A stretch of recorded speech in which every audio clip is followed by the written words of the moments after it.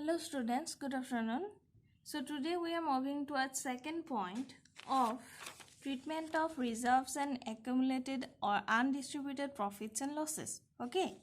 So in the first point there was some rule, there was a rule that whether accounts of reserves and accumulated profits are to be closed. So the accounts of reserves and accumulated profits has to be closed by writing off the balance in the all profit sharing ratio of the partners. Okay. So now where the entries are passed only for the share of retiring partner and the accounts of reserves and accumulated profits are debited only to that extent of the retiring partner and the balance continue to appear in the books.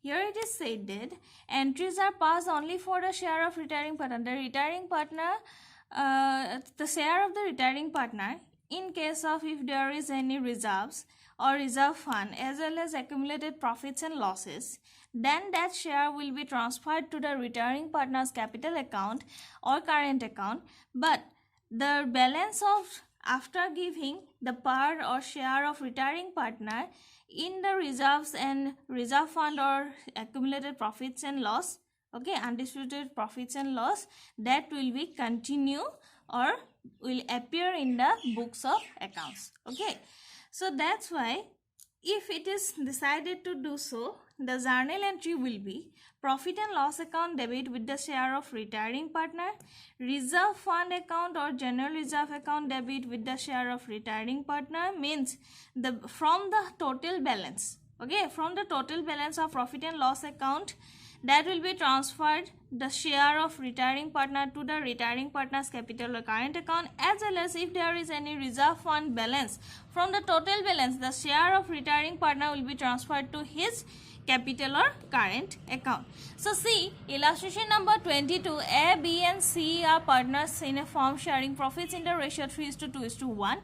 On 1st January 2021, B decided to retire. So there were three partners, but one of them, B, wants to retire from the firm, and on this date the book showed a profit and loss account credit balance, that is profit. Okay, if it shows debit balance, then this is loss, but if this profit and loss account shows credit balance, then this means profit. Reserve fund 24,000. So from this 30,000, B will get his share of profit, that is 2/6. Okay, as well as from the reserve fund, from 24,000, 2/6 share will be credited to the capital account of the retiring partner B. Okay, profit and loss account debit from 30,000, B will get 2/6 portion, that is 10,000, and from reserve fund 24,000, B will get 2/6, that is 8,000. So profit and loss account debit 10,000, reserve fund account debit 8,000. The balance or share of retiring partner in case of profit and loss account, profit and loss account and reserve fund is transferred to B's capital account, means retiring partner's capital account. Okay, 18,000.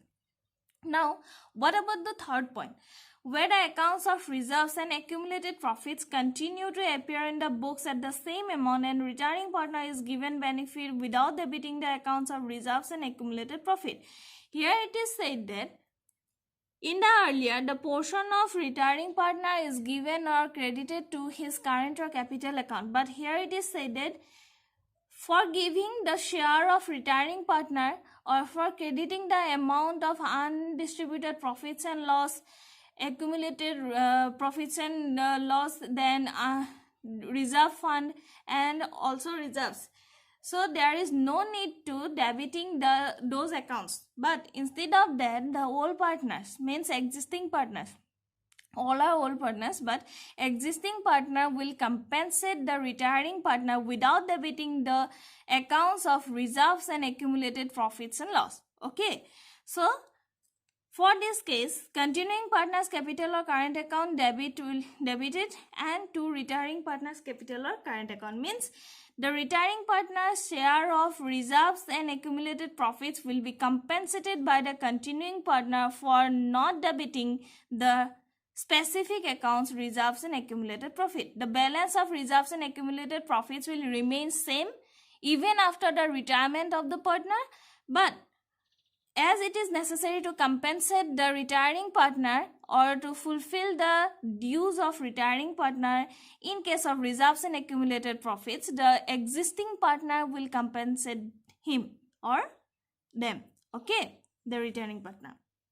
That's why continuing partner's capital or current account is debited for the compensation made by them to the retiring partner in case of reserves and accumulated profits, as well as to retiring partner's capital or current account, credited the retiring partner capital or current account, okay. So see, A, B and C are partners in a firm sharing profits in the ratio 3:2:1. On 1st January 2021, B decided to retire from the firm. There were three partners, A, B and C, 3:2:1. Same with this. B decided to retire from the firm on this date. The book showed profit and loss account 30,000 credit, reserve fund 20. The same with this illustration number 22. But it is put at the same illustration to show the difference between this second number point and third number point. In the second number point, after giving the balance of retiring partner, after giving the share of retiring partner, the balance is shown in the books of account. But here, there is no need to transfer any share of the reserves and accumulated profits towards the retiring partner. Instead of that, the continuing partner or existing partner compensates to the retiring partner. That's why past necessary journal entries in the books of the firm when only the share of retiring partner is to be credited and debited to him or debited to him, and the profit and loss account reserve fund will appear in the books at the same amount, okay. There will no difference. So for this, we have to put on continuing partners capital or current account debit. Discontinuing partner, who are continuing partner? A and C, because B is retiring, okay. B retires, so A and C has to compensate the retiring partner B for his share. His share means 2/6 10,000 and 2/6 form 24,000 8,000, okay. Total 18,000 will be compensated by the existing or continuing partner A and C. A's capital account debited, C's capital account debited, okay, and B's capital account credited with the valuation, with the share of his profit and loss account as well as reserve fund, okay. Now in between this 18,000, okay, for this 18,000, A and C has to compensate the retiring partner in the ratio of 3:1, okay. 3:1 is the gaining ratio, assumed as the gaining ratio is equal to their old ratio, okay. So this is all about undistributed profits and loss, accumulated profits and loss, treatment of reserve and reserve fund under 3 points, okay. Now what to do in case of revaluation of assets and reassessment of liabilities, okay.